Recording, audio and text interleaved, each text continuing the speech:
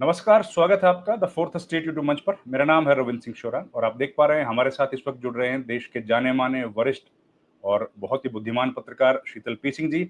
और आज खास बात यह है कि शीतल सिंह जी ने हमको वक्त दिया है, वो डिफरेंट टाइम ज़ोन में हैं। बावजूद उसके हमारे लिए इन्होंने समय निकाला, इसके लिए विशेष तौर पर धन्यवादी हूँ। नहीं, विदेश में नहीं, है वो, नहीं। उन्होंने वक्त दिया। सही। सर आपका बहुत-बहुत धन्यवाद। और दिया भी क्या, देखिए वो ट्रैवल कर रहे हैं तो ट्रांज़िशन में है, वहाँ से हमको समय दे दिया। एक जहाज़ से नहीं, दूसरे नहीं। जहाज़ बदलते हुए। सर आपका बहुत-बहुत जी, धन्यवाद सर, बहुत स्वागत है सर। जी, जी, जी। सर कई खबरें आ गई हैं। एक तो खबर आ गई है कुंदरकी की, आपके बगल का इलाका है, और एक आई उत्तराखंड हाई कोर्ट की भी। वोट चोरी बार-बार पकड़ी जा रही है, लेकिन चुनाव आयोग तो सर लगता है कि वो अपन जो कहते हैं कि भांग पड़ी है कुएँ में सर, कोई फ़र्क ही नहीं पड़ रहा है। जी, जी।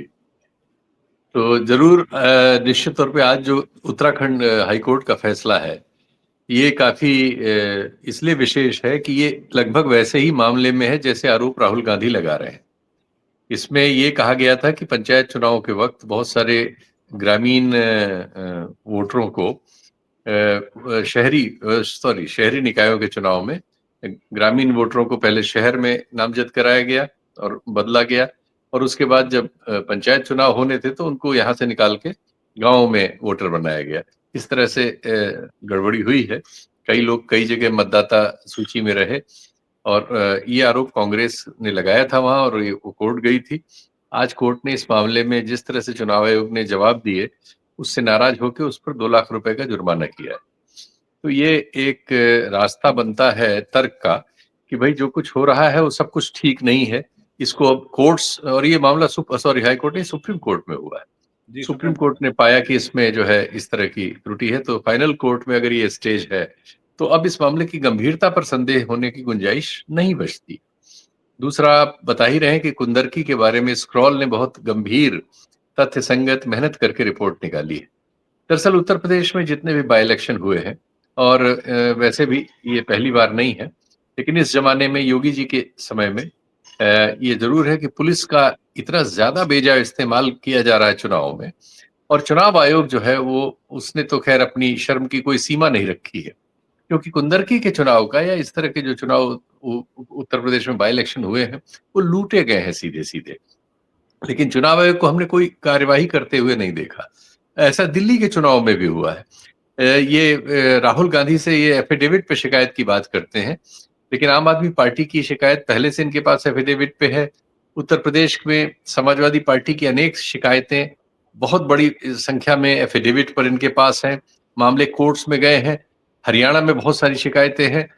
हम चुनाव आयोग को दरअसल साफ पा ही नहीं रहे हैं। वो हमें लग रहा है कि चीजों को छुपाने की कोशिश में और सवालों से भागता हुआ, झूठ बोलता हुआ, और इधर से उधर करता हुआ हमें मिल रहा है। जो उसका पर्पज है, जिसलिए वो किसी भी लोकतांत्रिक देश में होता है, और जिस तरह से वो भारत में है, वो भूमिका निभाता हुआ वो बिल्कुल नजर नहीं आ रहा है। बिल्कुल उसका क्लैंडस्टाइन रोल हो रहा है। इस रोल पर कब क्या होता है वो एक अलग चीज है। हमारे यहाँ बहुत सारे फैसले समय के चक्कर में उनमें बहुत समय लग जाता है, और जब तक उसकी बात आती है तब तक वो ठंडे पड़ चुके होते हैं लोगों की स्मृति में। उसका लाभ इस तरह के लोग उठा लेते हैं, और कोशिश यही रहती है कि चीजें लिंगर हो जाए, आज की जगह कल के लिए टल जाए, आज की बात आज न हो सके, या डाइवर्जन हो जाए, कोई दूसरी घटना घट जाए।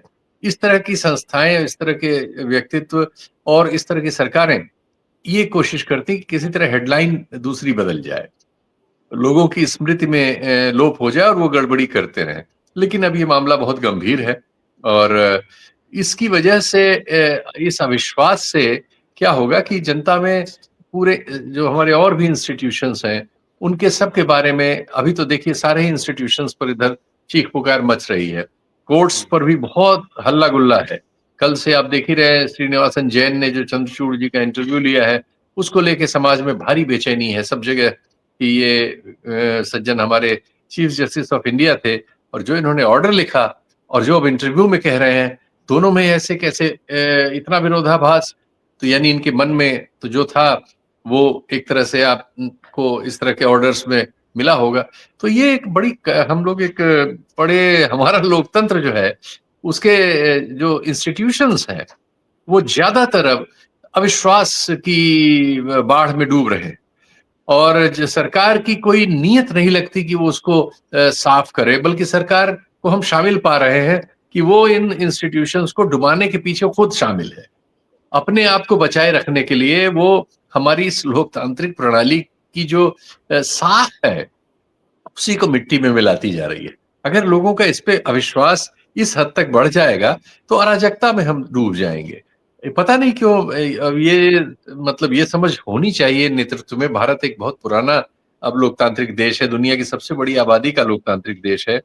ठीक है, हमारे यहाँ बहुत सारी चुनौतियां हैं, बहुत सारे सवाल आए, इस दौरान बहुत ज्यादा आए, लेकिन जो नेतृत्व होता है उससे उम्मीद की जाती है कि वो उनको एड्रेस करेगा और संविधान की रोशनी में करेगा। थोड़ा इस मामले में बड़ी गड़बड़ियां हो रही।